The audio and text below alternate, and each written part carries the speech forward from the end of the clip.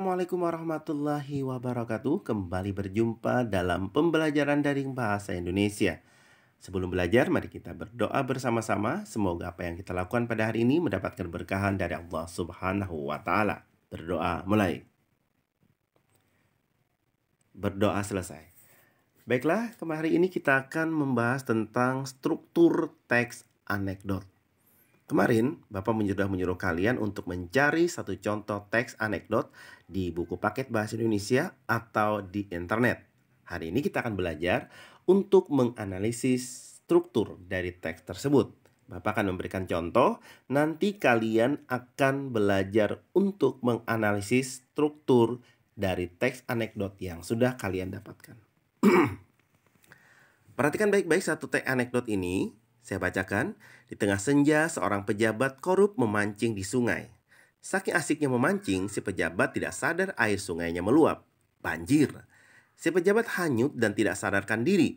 Begitu bangun, dia sudah berada di rumah warga.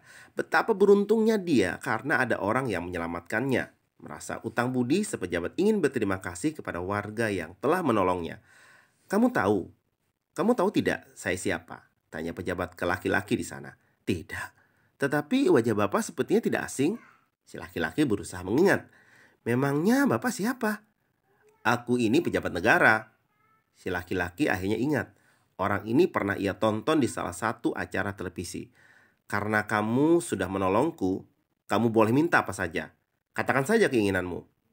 Benar Pak pejabat. Si pejabat mengangguk. Iya. Pasti akan kupenuhi. Kalau begitu, tolong Bapak jangan bilang ke siapapun bahwa saya yang menolong Bapak. Nah, sekarang kita akan belajar untuk menganalisis struktur dari teks yang sudah saya bacakan tadi. Ingat, struktur teks anekdot itu ada 5, abstraksi, orientasi, krisis, reaksi, dan koda. Abstraksi adalah pendahuluan atau bagian pembuka. Orientasi adalah awal suatu kejadian. Jadi ini sudah mulai ada masalah di sini. Kemudian krisis, puncak cerita, biasanya berisi konflik masalah yang terjadi kepada karakter tokoh. Kemudian 4, reaksi, yaitu hal yang dilakukan karakter setelah mengalami krisis. Kemudian koda, bagian penutup yang berisi amanat atau kritik. Sekarang kita akan menganalisis struktur teks anekdot yang tadi sudah Bapak bacakan. Nah, di situ tadi kan kita mulai dari abstraksi ya.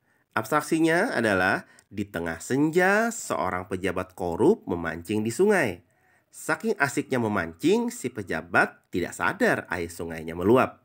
Banjir. Nah, itu merupakan abstraksi ya. Itu awal dari sebuah cerita. Jadi dia menceritakan tentang suatu senja, ada seorang pejabat sedang memancing. Nah, itu awal dari sebuah cerita. Nah, kemudian orientasi. Kita lihat apakah di dalam orientasi ini sudah muncul mulai masalah. Si pejabat hanyut dan tidak sadarkan diri. Itu kan masalah ya. Begitu bangun, dia sudah berada di rumah warga. Betapa beruntungnya dia karena ada orang yang menyelamatkannya.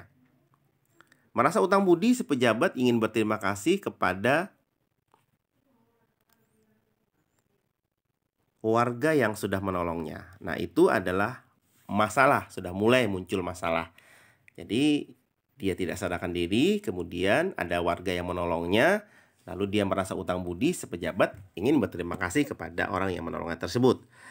Nah, sekarang krisisnya. Krisisnya mulai terjadi puncak masalah. Si pejabat bertanya, kamu tidak tahu saya siapa?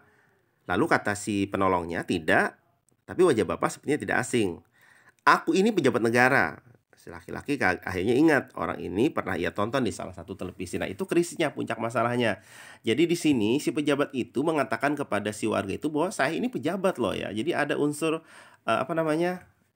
angkuh gitu ya, mengatakan bahwa saya ini bukan orang sembarangan. Jadi dia mengatakan bahwa Bapak ini telah menolong orang yang terkena, orang yang pejabat gitu ya, orang yang tidak sembarangan gitu. Bukan orang sembarangan yang dia tolong.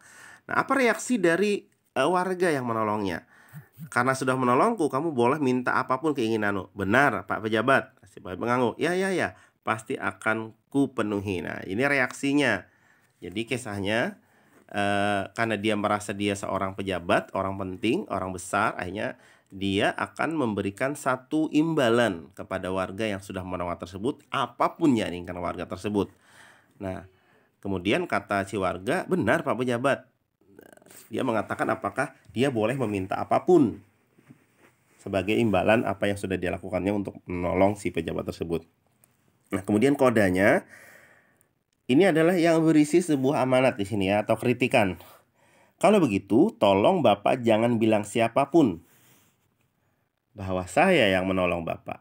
Nah, di sini amanatnya adalah sebenarnya di sini warga ini telah istilahnya ingin mengkritik ataupun menyindir si pejabat bahwa sebenarnya dia tidak minta apapun gitu ya. Bahwa sebuah kebaikan, sebuah pertolongan itu atau sebuah kebaikan tadi tidak perlu diumbar atau diceritakan kepada orang lain. Karena berarti kalau dia tidak mengatakan bahwa tolong jangan Bapak ceritakan kepada siapapun bahwa sayalah yang telah menolong Bapak.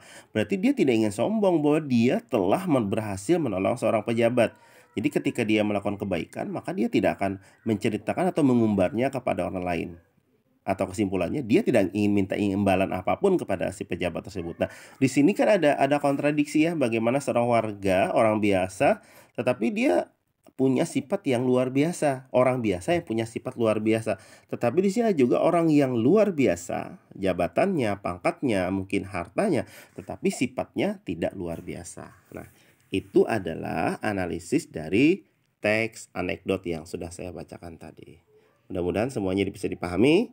Silahkan nanti kalian belajar untuk menganalisis struktur teks anekdot yang sudah kalian dapatkan. Terima kasih. Assalamualaikum warahmatullahi wabarakatuh.